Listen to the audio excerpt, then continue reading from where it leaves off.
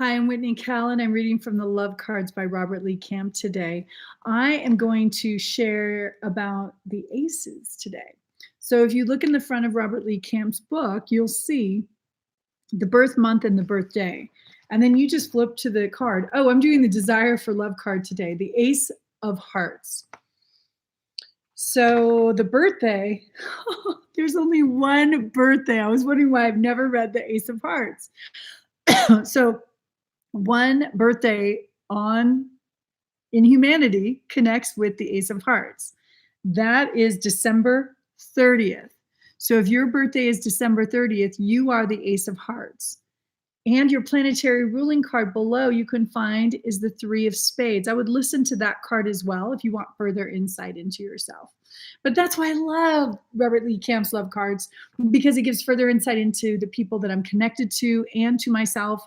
And we all have these numbers connected to planetary movements, and in our charts, at some point, we will be in the Ace of Hearts. So the Desire for Love card. Who isn't in that? The meaning of the Ace of Hearts, the first card in the deck, is the desire for love. However, the desire for money is also present because the Ace of Diamonds is the karma card.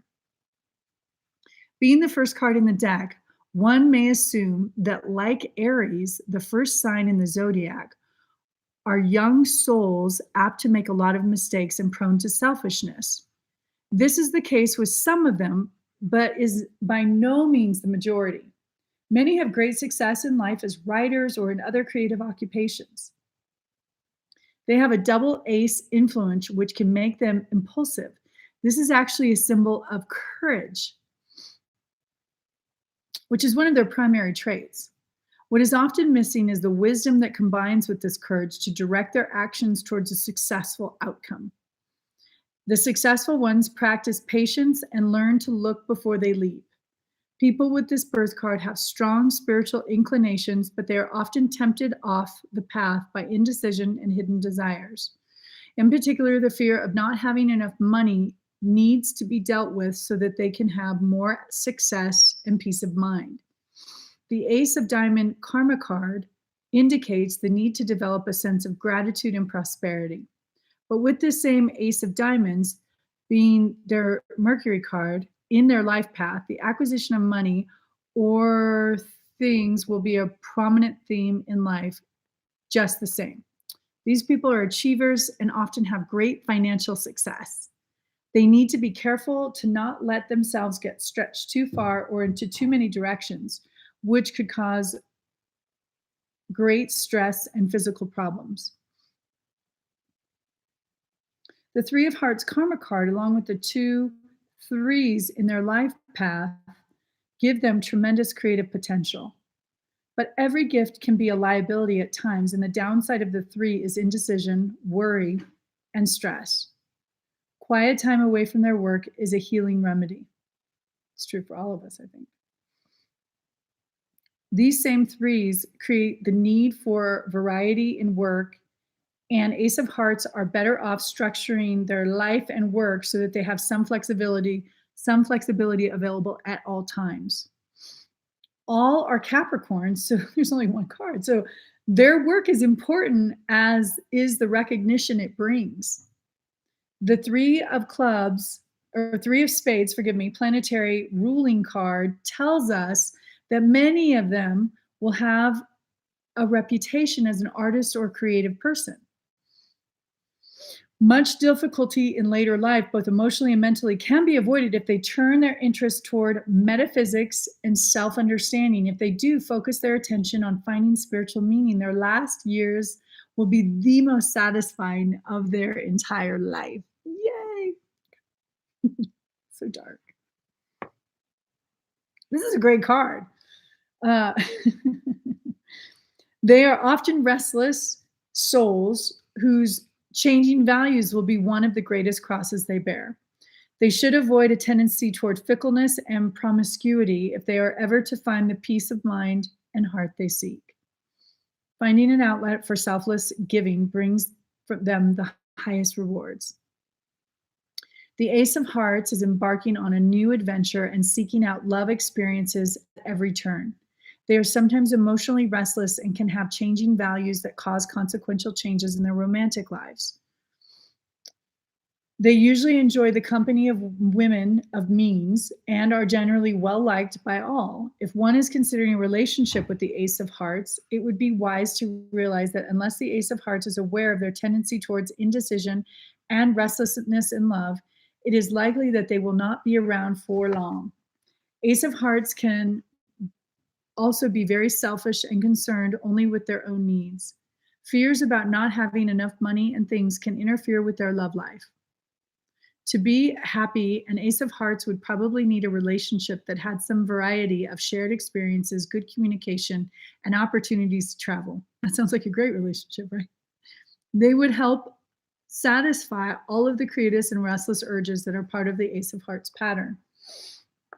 Okay, so I'm going to read this last part. The Ace of Hearts and the search for self. The Ace of Hearts is the first card in the deck if we count from the natural or spiritual spread. More than any other card, it represents the coming out into the world of our soul and personality. As a one, it is a masculine and creative force.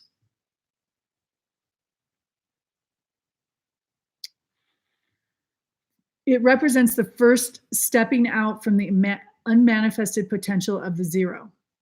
As such, it represents the word one of God being made manifest, sort of like an instruction to go forth and create something.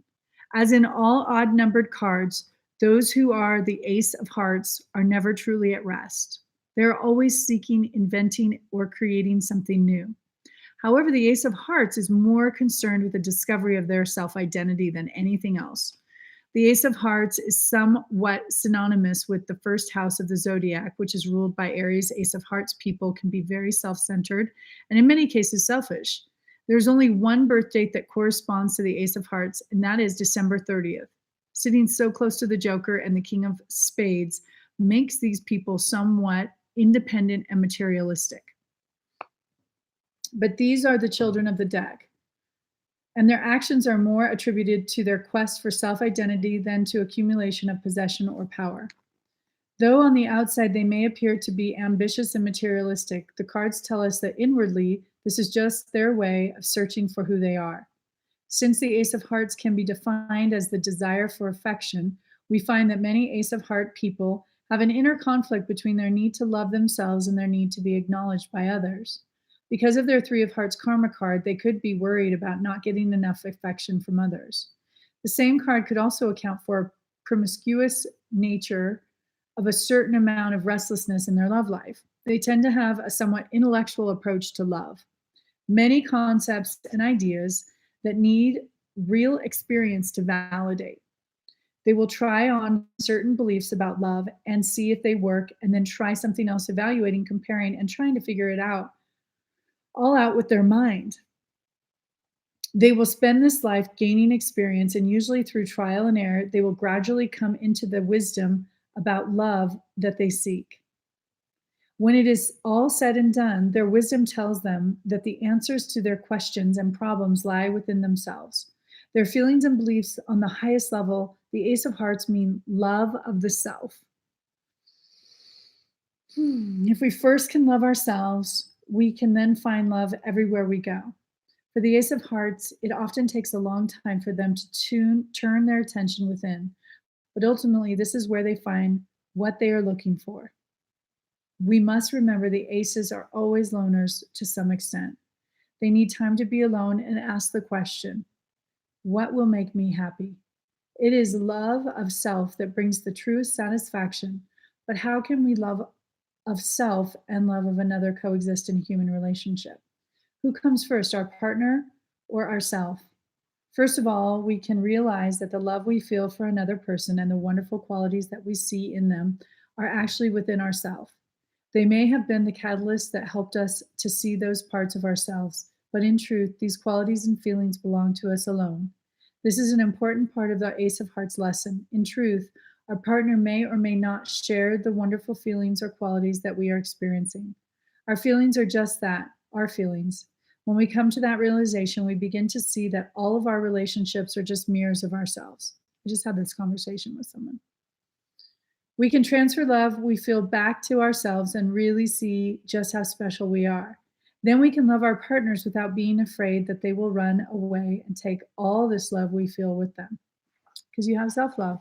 So when it's inside, the outside just reflects what's inside. The desire for love card, the Ace of Hearts. I just want to say why this is so valuable to me is it gives me insight into the person that I'm dealing with. So there's sometimes things that I can make sure that I provide knowing this information. And then for me, this was very insightful overall. Um, in a beautiful card, the Ace of Hearts. And they're loners at times. And I have an ace in my life, and I have to remember to give space to that person and allow them their time to be with themselves. And I think that's part of the insight with this as a coach that I get to learn about other people. I am so loving this project. I am almost complete with 52 cards in the deck. So thank you for listening. If you want to know more about yourself or you have one planetary ruling card, go listen to the Three of Spades and see how that applies in your life. Cheers. I hope you enjoyed this reading with the love cards. Have a great day.